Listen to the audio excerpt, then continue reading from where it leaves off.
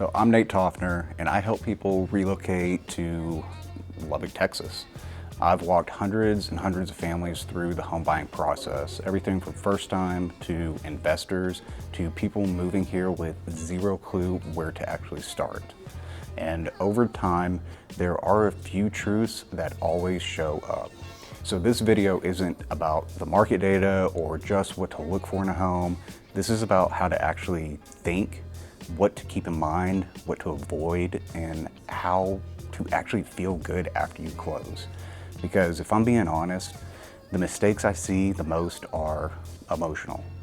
And it's an emotional process, but being able to identify these and not make these mistakes is important. So let's get into the different tips. Tip 1, don't buy just for the square footage. Like, big houses can be tempting, especially here in Lubbock where prices are still a lot more reasonable than most of Texas. But I tell my family and friends the same thing. Square footage is not the full story. I've seen people fall in love with the idea of more space, only to end up with a home that feels dark, awkward, and hard to furnish. Like, a well-designed 1,600 square foot home can feel better to actually live in than a 2,200 square foot house that's all chopped up poorly and laid out just like Willy Wonka's chocolate factory. So it's not about how big the house is, it's about how well it lives. So don't let square footage blind you to the flow, natural light, or long-term comfort. Those are tiny things that actually matter day to day. Tip 2 is be real about the resale. Now, this is one that gets overlooked a lot. I tell people you're not just buying a home, you're buying your future options. If a house has an odd layout, backs up to a busy road, and only has one bathroom or sits in a less than desirable school district, that doesn't mean it's a bad house. But it does mean that it might be harder to sell when or if life changes. And trust me, life changes. People move for jobs, kids grow up, needs shift. So even if it feels like perfect for you right now, think one step ahead. Would the next buyer feel the same way? If the answer is yes, that's a strong sign. If the answer is no, then at least go in with eyes open. And tip 3 is pick your lender like you would pick your surgeon. If I could shout out one piece of advice from the rooftops, it's this. Your lender is not just a box to check. They're the one holding you together the entire time, holding the entire deal together. I've seen great buyers, strong offers, perfect homes, and they lose the house because their lender was just disorganized, slow, or bad at communicating. So here's what I'd tell everybody. Don't go with the first person that pre-approves you. Don't just click a button online because the rate looks low.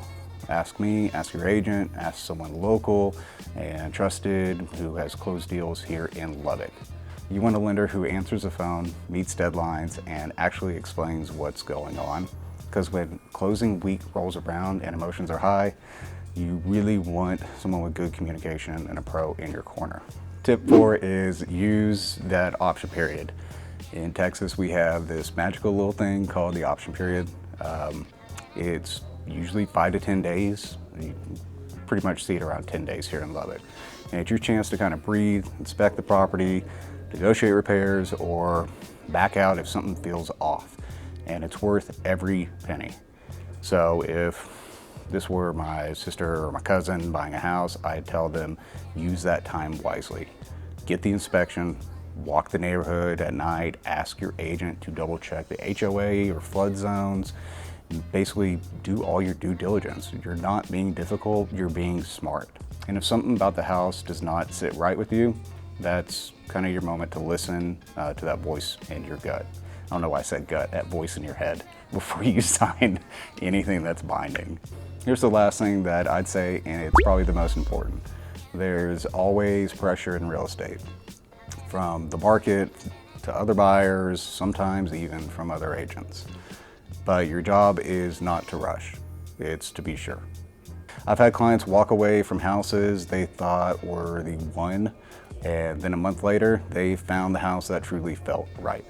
So if it feels off, even if you can't really explain why, just take a moment, pause, and you would rather walk away with nothing and regret nothing than move in and wonder if you made the right choice every time it storms or traffic flies by the house, by your backyard, and you're just standing there hating it. Because there will always be more houses, but your peace of mind, I mean, you only get one mind, I guess. So just be mindful of that. That makes sense. So yeah, that's exactly what I would tell my own family and friends, because I don't want people I care about making decisions out of pressure, fear, or anything that just doesn't seem right. I mean, buying a home in Lubbock can be an amazing move, especially if you do it the right way. So if you have any questions, feel free to reach out. I'm Nate Toffner with Better Homes Gardens Real Estate here in Lubbock, and we'll catch you on the next one.